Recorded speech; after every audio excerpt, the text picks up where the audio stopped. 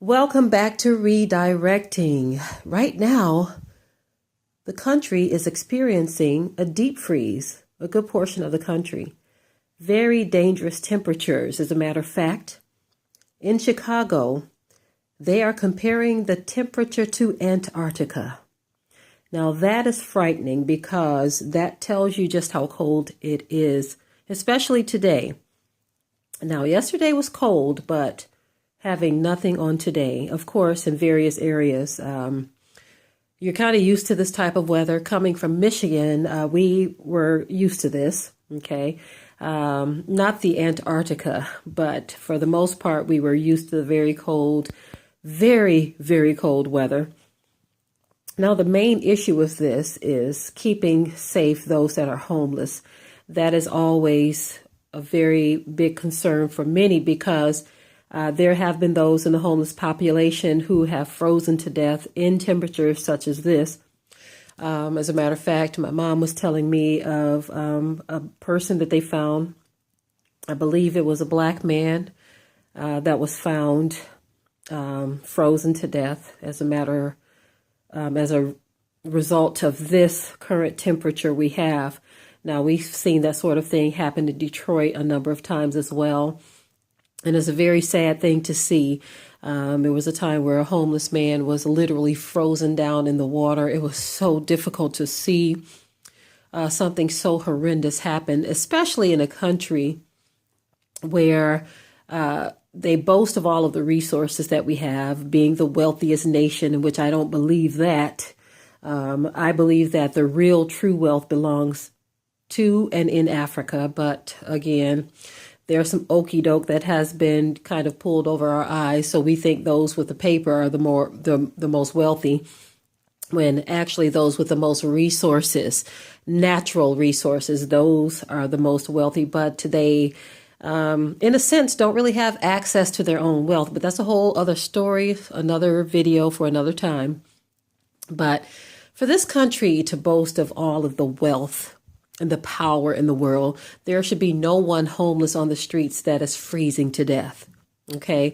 Now, someone made a good point, and in which this is not the first time this point has been made. This is something that's been talked about for years, but that shows you the true heart of people that claim to know and love the Most High.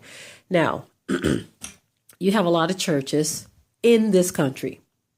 Many, many, many churches that are raking in billions of dollars, untaxed money. Okay. And they somehow find a way to buy big mansions and jets and Lamborghinis and Porsches and Bentleys and all kinds of vehicles such as that. But nothing for the homeless. Now, no one is suggesting that you build mansions for the homeless or build mega homes or anything like that. But if you are raking in all of this money, there is some type of outreach that can be done, especially in these mega churches. Now, it's not just the mega churches. There are other churches as well that may not be as big, but they're certainly not small either, right? But are making no real efforts towards helping people when they claim that they are, using their tithes and offerings for the upbuilding, the upbuilding of God's kingdom, as they call it, right? Now, there's always a lot of talk and pressure of putting it on the little guy. They think because you have a little small platform that you're supposed to do it all. We've actually had people reach out to us and tell us we should be taking in homeless people. And I'm like, you're talking to people who have had folk come into our home. Bringing someone into your home that you don't know, a perfect stranger, is totally different and cannot be compared to what a big church is able to do. But that's the mindset of people. They're unrealistic in their thinking, not wanting to do that themselves. I would love to be able to build a homeless facility for people, but things like that take money, the kind of money that mega churches have, right? Now, not just saying provide shelter, but also teaching and knowledge of scripture and training. I mean, that is something that I think would be an excellent idea, but to implement such an idea, you need the right motivation, you need the right group of people, you need the right finances. All of that has to be in place. You see, every year when you hear of these stories of people who are having a difficult time or people that are freezing, I mean, it really makes your heart sad to know that this is happening and that there can be something done about it by not just the government, but even the churches. But no real plans are put in place because they have the building fund to build a bigger church than the one they had before. I've actually seen, listen to this, churches that were already huge. Greater Grace is one of them. Greater Grace was a huge church in Detroit, right? But that wasn't big enough. So they had to get something bigger. And they always say to hold more souls. Okay, I'm going to just leave that right there. You all can draw your own conclusions from what I just said, because we all know that many times the motivation has nothing to do with souls. Okay, there needs to be, at least on days like this, warming centers.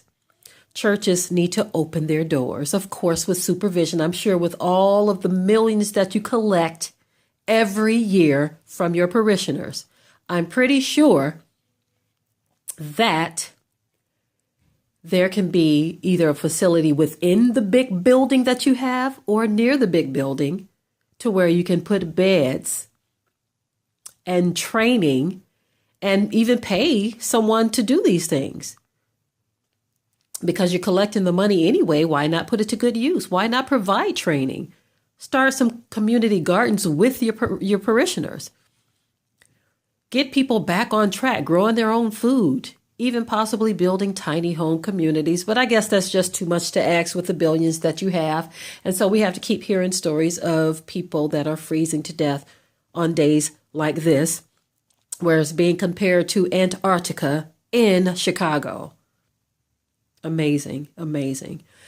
But again, this is the heart of the people of today. The scripture says, because iniquity shall abound, the love of many shall wax cold. And no, I'm not putting it all on the church. I'm just saying that is a good place to start.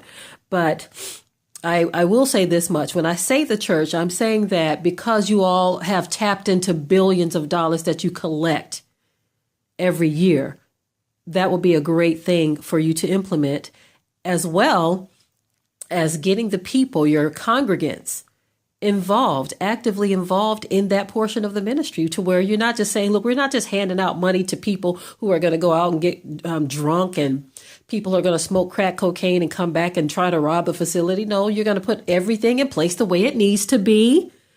The protection, the training, the rules and regulations. We know there has to be rules and regulations, but you can't just not do things because you don't want to be bothered with that, especially when you are the ones in the position to implement something like this. Okay, I can go on and on about this sort of thing, family, because for years I've had just a desire to be able to do something like that, and again, you have to have a group of people that are willing to work together, not a group of people who want to put it all on one person's shoulder or one group's shoulder. Hey, you get it started and, I'll come and sit at the table. No, we need help getting it started. Everyone needs to work together and not have that fold your arms mentality while watching others do things and complaining about what's not getting done. Okay. All right, family, I'm out. I just wanted to talk about the deep freeze and how there are people suffering through this, and we have got to do better. I'm sorry.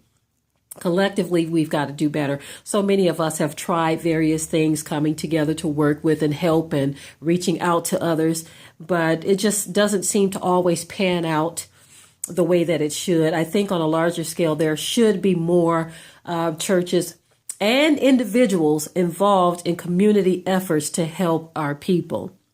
So If that is to take place, it's going to take a united mindset. Okay. When I say united, I'm talking about united for the purpose and the goal of getting the work done.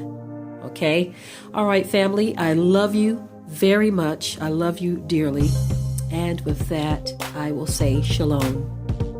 Be sure to ring the bell to be notified of new uploads on this channel, and also comment, share, like, and subscribe.